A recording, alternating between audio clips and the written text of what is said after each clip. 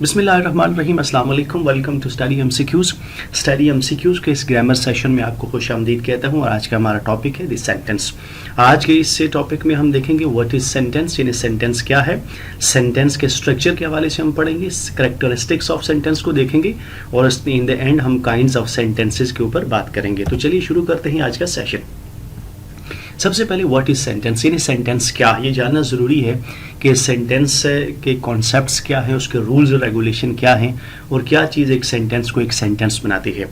तो when we speak और right we use words, जब हम लिखते हैं या बोलते हैं तो हम अल्फाज इस्तेमाल करते हैं। We generally use these words in groups, और हम हमेशा अल्फाज को ग्रुप्स में जो है वो इस्तेमाल करते हैं। When A meaningful combination of words is formed which gives sufficient information about a thing, it is called a sentence. तो जब अल्फाज का एक ऐसा ग्रुप बन जाता है जो मीनिंगफुल होता है और जो किसी एक चीज़ के बारे में सफिशेंट इंफॉर्मेशन देता है, तो अल्फाज का ये ग्रुप एक सेंटेंस कहलाता है। जैसे एग्जांपल है, he is reading a newspaper and it is very cold today. ये दोनों जो है सेंटेंसेस हैं, अल्फाज का एक मीनिंगफुल कॉम्बिनेशन भी है और इन दोनों सेंटेंसेस में किसी एक चीज़ के बारे में सफिशेंट इंफॉर्मेशन मौजूद है। इसी तरह सेंटेंस इज अ वर्ड और group of words that expresses thorough idea, complete sense by giving statements, orders, asking questions or exclamation is called sentence. इसी तरह ऐसे एक सेंटेंस एक वर्ड या अल्फाज का एक ग्रुप होता है जो एक्सप्रेस करता है कंप्लीट या थारो आइडिया या कंप्लीट सेंस देता है किसी स्टेटमेंट की सूरत में, किसी ऑर्डर की सूरत में, किसी सवाल की सूरत में या किसी एक्सक्लेमेशन की सूरत में। तो ऐसे ग्रुप ऑफ वर्ड्स को भी हम सेंटेंस कहते हैं। जैसे ही इज़ अ बॉय, ये जस्ट ए स्टेटमेंट है, तो ये डिस्क्रिप्टिव फॉर्म ऑफ सेंटेंस है। Is he a good boy, ये एक सवालिया जो है सेंटेंस है, इसमें क्वेश्चन किया गया है, ये इंटरोगेटिव फॉर्म ऑफ सेंटेंस है। व्हाट अ नाइस वेदर, ये एक्सक्लेमेशन पर मुश्तमिल है, ये एक्सक्लेमेटरी फॉर्म ऑफ सेंटेंस है। A group of words which makes a complete sense is called a sentence. इसके अलावा सेंटेंस एक उसको भी कह सकते हैं जो किसी चीज़ के बारे में कंप्लीट सेंस देता हो, उस ग्रुप ऑफ वर्ड्स को भी हम सेंटेंस कह सकते हैं। अब हम देखते हैं सेंटेंस एसेंशियल्स के, एक सेंटेंस को सेंटेंस बनने के लिए क्या चीज़ें ज़रूरी होती हैं, यानी किन चीज़ों के मिलने से एक सेंटेंस बनता है। तो सबसे पहले है जनाब words, group of words, complete idea, thorough information, subject, verb and object. यानी ये वो चीज़ें हैं जो एक सेंटेंस के लिए ज़रूरी हैं कि अल्फाज होने चाहिए या अल्फाज के ग्रुप होने चाहिए, कंप्लीट आइडिया होना चाहिए, थरो इन्फॉर्मेशन होनी चाहिए, सब्जेक्ट होना चाहिए, वर्ब होने चाहिए और ऑब्जेक्ट होने चाहिए। यानी इन सारी चीज़ों के मिलने से एक सेंटेंस बनता है, या एक सेंटेंस बनने के लिए इन सारी चीज़ों का होना ज़रूरी है। Now look at sentence structure. एक सेंटेंस का स्ट्रक्चर किस तरह होता है। ये sentence requires at least one subject and a verb. It may also have an object and modifier. यानी एक सेंटेंस को सेंटेंस बनने के लिए एटलीस्ट एक सब्जेक्ट और वर्ब की ज़रूरत होती है, इसके साथ साथ एक ऑब्जेक्ट और मॉडिफायर की ज़रूरत होती है। यानी हम कह सकते हैं कि एक सब्जेक्ट के लिए जो है एक सब्जेक्ट, वर्ब, ऑब्जेक्ट और वर्ड ऑर्डर, ये वो चीज़ें हैं जो मिलकर एक सेंटेंस के स्ट्रक्चर को कंप्लीट करती हैं। जैसे हमारे पास एग्जांपल है, मारिया कंप्लीटेड हर स्टडी। इसमें मारिया जो है ये सब्जेक्ट है और ये कंप्लीटेड जो है ये वर्ब है और ये आपका इसका ऑब्जेक्ट कह सकते हैं ये इसका ऑब्जेक्ट है। लेकिन sometimes the subject of a sentence is hidden but the verb must be visible and present in the sentence. Therefore verb is called the heart of a sentence. बाज़ औक़ात हम देखते हैं कि किसी सेंटेंस में सब्जेक्ट जो होता है वो जाहिर नहीं होता है, वो हिडन होता है, वो विजिबल नहीं होता, लेकिन हम देखते हैं कि वर्ब वहाँ पर विजिबल होता है, मौजूद होता है। इसीलिए जो वर्ब होता है उसे सेंटेंस का हार्ट कहते हैं।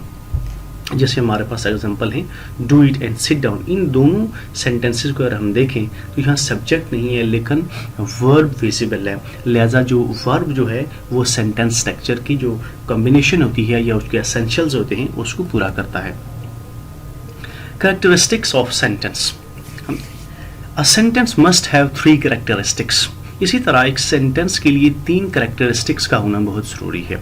Number 1, in written form it should begin with a capital letter and end with a period, full stop, stop, interrogative और क्वेश्चन मार्क और मार्क ऑफ एक्सक्लेमेशन। यानी अगर रिटन फॉर्म में है तो एक सेंटेंस का आगाज़ कैपिटल लेटर यानी बड़े रूप से होना चाहिए और उसका इख्तिताम जो है वो फुल स्टॉप, इंटरोगेटिव और क्वेश्चन मार्क या मार्क ऑफ एक्सक्लेमेशन होना चाहिए।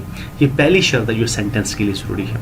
Number 2, it must express a complete thought or idea that can stand alone but not fragmented. दूसरी चीज़ जो सेंटेंस के लिए ज़रूरी है कि वो कंप्लीट थॉट या आइडिया देता हो और वो अलोन, स्टैंड अलोन, वो अकेला स्टैंड कर सकता हो, वो आइडिया जो है वो अकेला स्टैंड कर सकता हो। और ये जो आइडियाज़ है या इन्फॉर्मेशन है ये फ्रेगमेंटेड नहीं होनी चाहिए, यानी ये टुकड़ों में नहीं होनी चाहिए, ये पार्ट्स में नहीं होनी चाहिए, बल्कि ये कॉम्पैक्ट और कंप्लीट इन्फॉर्मेशन होनी चाहिए किसी एक चीज़ के बारे में। तो तब जो जाकर सेंटेंस के जो रिक्वायरमेंट है उसकी पूरा उतरता है। Number 3, it must contain one subject hidden or visible and one word comprising an independent class and an object word order। तीसरी बात जो एक सेंटेंस के लिए ज़रूरी है कि उसके लिए एक सब्जेक्ट होना चाहिए, वो हिडन हो या विजिबल हो, और उसके बाद उसके पास एक वर्ब होना चाहिए जो इंडिपेंडेंट क्लास पर मुश्तमिल हो, और थर्ड वन उसके बाद ऑब्जेक्ट वर्ड ऑर्डर होना चाहिए यानी ऑब्जेक्ट होना चाहिए। An independent clause contains an independent subject and a verb and expresses a complete thought। एक independent clause जो होती है वो independent उस subject पर मुश्तमिल होती है और एक verb पर मुश्तमिल होती है और वो एक जो है वो complete thought जो है वो express करती है। Now look at kinds of sentences। यानी एक सेंटेंस की काइंड्स कहते हैं। There are 4 types kinds of sentence each structurally and functionally. यानी एक सेंटेंस की 4 किस्में होती है, स्ट्रक्चर वाइज भी और फंक्शन वाइज भी। सबसे पहले structure wise kinds of sentence हम देखते हैं। तो स्ट्रक्चर वाइज सबसे पहले है एक सेंटेंस सिंपल सेंटेंस होता है। सिंपल सेंटेंस वो होता है जो सिंगल इंडिपेंडेंट क्लास पर मुश्तमिल होता है और सिंगल आइडिया देता है, उसे सिंपल सेंटेंस कहते हैं। दूसरा कंपाउंड सेंटेंस। कंपाउंड सेंटेंस वो होता है जो दो एक जैसी इंडिपेंडेंट क्लासेस से मिलकर बनता है, उसे कंपाउंड सेंटेंस कहते हैं। इस तरह एक सेंटेंस जो है वो कॉम्प्लेक्स सेंटेंस होता है। कॉम्प्लेक्स सेंटेंस वो होता है जो डिपेंडेंट और एक इंडिपेंडेंट और उस एक से ज़्यादा डिपेंडेंट क्लासेस पर मुश्तमिल होता है, जबकि कंपाउंड कॉम्प्लेक्स सेंटेंस वो सेंटेंस होता है जो एटलीस्ट दो इंडिपेंडेंट क्लासेस और एक या एक से ज़्यादा इंडिपेंडेंट क्लासेस पर मुश्तमिल होता है। फंक्शन वाइज अगर हम काइंड्स की बात करें तो declarative or assertive form of sentence होता है जो किसी स्टेटमेंट पर मुश्तमिल होता है, किसी डिक्लेरेशन पर मुश्तमिल होता है। इंपेरेटिव सेंटेंस वो होता है जिसमें कोई ऑर्डर्स या रिक्वेस्ट की जाती है। इस तरह इंटरोगेटिव सेंटेंसेस वो होता है जिसमें कोई क्वेश्चन द्वारा होता है, जबकि एक्सक्लेमेटरी सेंटेंस वो सेंटेंस होते हैं जिनमें कोई सडन और फोर्सफुल इमोशंस जो है उनका इजहार किया जाता है, उन्हें एक्सक्लेमेटरी फॉर्म ऑफ सेंटेंस कहते हैं। Now look at structural types of sentence. In structural type of sentence की हम डिटेल देखते हैं। सबसे पहले है सिंपल सेंटेंस यानी सादा जुमला। A simple sentence has only one class which is independent and cannot take another class। Simple sentence की सबसे आसान और सादा बात यह है कि ये वन क्लास पर मुश्तमिल होता है, और वन क्लास कौन सी होती है? वो इंडिपेंडेंट क्लास होती है, इसके साथ कोई दूसरी क्लास नहीं होती। An independent clause is one having one subject followed by one verb or one verb phrase। और इंडिपेंडेंट क्लास वो क्लास होती है जो किसी सब्जेक्ट और उसके बाद वर्ब या वर्ब फ्रेज पर मुश्तमिल होती है। और simple sentence expresses a single idea. Simple sentence की एक और बात जो उसकी आइडेंटिफिकेशन ये होती है कि वो एक सिंगल आइडिया जो है वो उसका इजहार करता है। ये सिंपल सेंटेंस है। I am happy, I always wanted to be a doctor, Aslan wanted a new bicycle, the children are playing and the girls are learning English।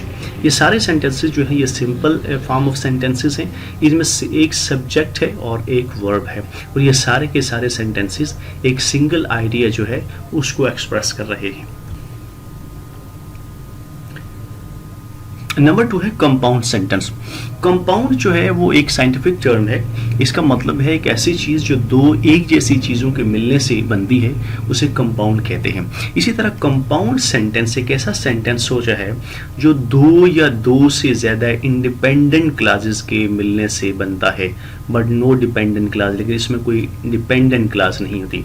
तो मतलब ये हुआ कि दो एक जैसी इंडिपेंडेंट क्लासेस से मिलने से जो सेंटेंस बनता है उसे कंपाउंड सेंटेंस कहते हैं। और ये याद रखने वाली बात यह है कि इसमें कोई डिपेंडेंट क्लास नहीं है, तो दो या दो से ज़्यादा एक जैसी इंडिपेंडेंट क्लासेस पर कंपाउंड सेंटेंस जो है वो मुश्तमिल होता है। अब दो इंडिपेंडेंट क्लासेस को मिलाने के लिए conjunctions, punctuations and linking words are used to join together this clauses. और जो एक जैसी जो इंडिपेंडेंट क्लासेस होती हैं उनको मिलाने के लिए कोऑर्डिनेटिंग कंजंक्शंस, पंक्चुएशन या लिंकिंग वर्ड्स इस्तेमाल होते हैं। यहाँ पे कुछ कोऑर्डिनेटिंग कंजंक्शन हैं जैसे and, but, or, so, nor, then, yet, however etcetera. ये जितने भी कोऑर्डिनेटिंग कंजंक्शंस हैं ये कंपाउंड सेंटेंस में डिफरेंट इंडिपेंडेंट क्लासेस को जोड़ने के लिए, मिलाने के लिए इस्तेमाल होती हैं। एमन शाउटेड एंड एवरीबॉडी वेव्ड। यहाँ पे हम देखते हैं तो दो इंडिपेंडेंट क्लासेस है, एक ये वाला पार्ट ये इंडिपेंडेंट क्लास है और ये इंडिपेंडेंट क्लास है। इन दोनों क्लासेस को मिलाने के लिए एंड का इस्तेमाल हुआ है जो कि कोऑर्डिनेटिंग कंजंक्शन है, और इन दोनों क्लासेस के मिलने से जो सेंटेंस बना है उसे कंपाउंड सेंटेंस कहते हैं। इसी तरह वी लुक्ड एवरीवेयर, ये इंडिपेंडेंट क्लास है, but could not find him, और ये इंडिपेंडेंट क्लास है, और यहाँ पे बट जो है ये कोऑर्डिनेटिंग कंजंक्शन है। इन दोनों को मिलने से कंपाउंड सेंटेंस मार्ज़ वजूद में आया है। I always wanted to be a doctor but my wife wanted to be a pilot. यहाँ पे भी हम देखते हैं तो दो इंडिपेंडेंट क्लासेस हैं और दो इंडिपेंडेंट क्लासेस के बीच में बट का इस्तेमाल हुआ है। They are coming by air so they should be here soon. यहाँ भी दो इंडिपेंडेंट क्लासेस हैं और दो इंडिपेंडेंट क्लासेस के बीच में सो जो है कोऑर्डिनेटिंग कंजंक्शन है, और इन दोनों के मिलने से कंपाउंड सेंटेंस बना है। Number 3, complex sentence. कॉम्प्लेक्स एक ऐसी चीज़ को कहते हैं जो दो मुख्तलिफ चीज़ों के मिलने से जो स्ट्रक्चर बनता है उसे कॉम्प्लेक्स कहते हैं। तो कॉम्प्लेक्स सेंटेंस से जो हमारे जहन में तस्वर आता है कि ऐसे सेंटेंस होते हैं जो इंडिपेंडेंट और डिपेंडेंट यानी मुख्तलिफ क्लासेस के मिलने से जो सेंटेंस बनते हैं वो कॉम्प्लेक्स सेंटेंस कहलाते हैं। तो मोर देन वन क्लासेस, पहली बात है इसमें एक से ज़्यादा क्लासेस होती हैं but one of them must be independent class. उनमें से जो एक होगी वो इंडिपेंडेंट क्लास होगी, एंड वन और मोर डिपेंडेंट क्लासेस, और एक या एक से ज़्यादा डिपेंडेंट क्लासेस होगी। यानी एक इंडिपेंडेंट क्लास होगी प्लस एक या एक से दो आप कह सकते हैं। अगर डिपेंडेंट क्लासेस होंगी यानी मुख्तलिफ क्लासेस होंगी तो उनके मिलने से जो सेंटेंस बनेगा उसे कहते हैं complex sentence. There are some connectors to connect these clauses. इन क्लासेस को भी मिलने के लिए कुछ कनेक्टर्स की ज़रूरत है जो इन क्लासेस को आपस में मिलाते हैं। यहाँ पे एक इंपॉर्टेंट ग्रामर रूल है, if a sentence begins with dependent class comma will be used after it. अगर कोई सेंटेंस कॉम्प्लेक्स सेंटेंस है उसका आगाज डिपेंडेंट क्लास से होता है तो डिपेंडेंट क्लास के फौरन बाद कामा आएगा। On the other hand if a sentence begins with an independent clause no need to use comma to separate two clauses. लेकिन इसके बरक्स अगर किसी कॉम्प्लेक्स सेंटेंस का आगाज इंडिपेंडेंट क्लास से होता है तो उसके बाद कामा लगाने की ज़रूरत नहीं होती। I am happy even though I don't make enough money. यहाँ पे हम देखते हैं कि ये इंडिपेंडेंट क्लास है और ये जो है डिपेंडेंट क्लास है। तो एक इंडिपेंडेंट और एक डिपेंडेंट क्लास से मिलने से क्या बना है, कॉम्प्लेक्स स्ट्रक्चर बना है और ये कॉम्प्लेक्स सेंटेंस है। इसी तरह I know that you always wanted to be a doctor. तो यहाँ पे फर्स्ट वाली जो है ये आपकी डिपेंडेंट क्लास है, जबकि इसके बाद ये कनेक्टर है या कंजंक्शन आप कह सकते हैं। You always wanted to be a doctor ये इंडिपेंडेंट क्लास है। तो इन दोनों क्लासेस के मिलने से और कनेक्टर के मिलने से कॉम्प्लेक्स स्ट्रक्चर और कॉम्प्लेक्स सेंटेंस बना है। Although she completed her research thesis, she is still in touch with her studies. यहाँ पे हम देखते हैं तो ये फर्स्ट क्लास जो है ये डिपेंडेंट क्लास है, इसके बाद कामा का इस्तेमाल हुआ है and she is still in touch with her studies, ये डिपेंडेंट क्लास है। तो ये इंडिपेंडेंट क्लास है और इन दोनों क्लासेस के मिलने से भी कॉम्प्लेक्स सेंटेंस बना है। Number 4, compound complex sentence. This type of sentence contains at least 2 independent classes and at least 1 dependent classes. तो यहाँ हम देखते हैं कि इसमें और कॉम्प्लेक्स सेंटेंस में फ़र्क ये है कि इसमें कम से कम 2 इंडिपेंडेंट क्लासेस होती हैं, जबकि कॉम्प्लेक्स सेंटेंस में कम से कम एक इंडिपेंडेंट क्लास और 1 और मोर डिपेंडेंट क्लास होती है।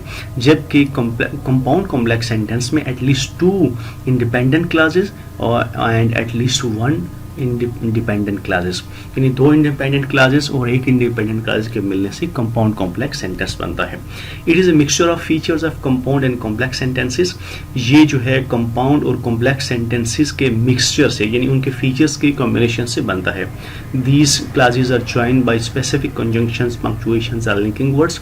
और जो डिफरेंट क्लासेस होती हैं ये ज्वाइन होती हैं कंजंक्शंस के जरिए भी, पंक्चुएशंस के जरिए भी और डिफरेंट लिंकिंग वर्ड्स के जरिए भी। इसके एग्जांपल्स देखते हैं। I know that you always wanted to be a pilot but your wife wanted to be a doctor. तो यहाँ हम ये दो वाली क्लासेज जो देखते हैं, ये भी इंडिपेंडेंट क्लास है और ये भी इंडिपेंडेंट क्लास है, जबकि ये जो है ये डिपेंडेंट क्लास है। तो एक डिपेंडेंट क्लास और दो जो है इंडिपेंडेंट क्लासेज यहाँ पर मौजूद है और उनके दरमियान में कंजंक्शंस और कनेक्टर्स हैं जिनके मिलने से कंपाउंड कॉम्प्लेक्स सेंटेंस बना है। इसी तरह she has completed her thing, she still needs to work on new ideas. यहाँ पे भी हम देखते हैं ये भी इंडिपेंडेंट क्लास है, जबकि even though she finished her course work, ये डिपेंडेंट क्लास है। तो यहाँ पर भी दो या दो से ज़्यादा इंडिपेंडेंट क्लासेस और एक डिपेंडेंट क्लास है और इन सब के मिलने से कंपाउंड कॉम्प्लेक्स सेंटेंस हमारे वजूद में आया है। Now look at functional types of sentence. Functional type में सबसे पहली है declarative or assertive sentence. It expresses opinion, feeling और मेक अ स्टेटमेंट और describe things, it declares something. यानी declarative or assertive form of sentences ऐसे sentence होते हैं जो किसी ओपिनियन का इजहार करते हैं, किसी फीलिंग का इजहार करते हैं, कोई बयान देते हैं, कोई डिक्लेरेशन देते हैं या चीज़ों को डिस्क्राइब करते हैं, चीज़ों की वजाहत करते हैं। तो इस तरह के सेंटेंसेस को declarative or assertive form of sentence कहते हैं। जैसे I want to be a good statement, it is just a statement, it is just an opinion, that is why it is declarative or assertive form of sentence. Number 2, imperative sentence. Imperative का मतलब होता है ऐसी चीज़ जो लाजमी होती है, obligatory और नेसेसरी होती है, तो इस तरह की चीज़ों को इम्पेरेटिव कहते हैं।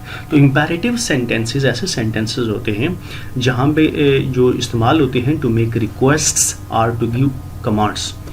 जहाँ पे कोई आप किसी से दरख्वास्त करते हैं, किसी से रिक्वेस्ट करते हैं या किसी ऑर्डर्स देने के लिए जो है ये सेंटेंसेस इस्तेमाल होते हैं।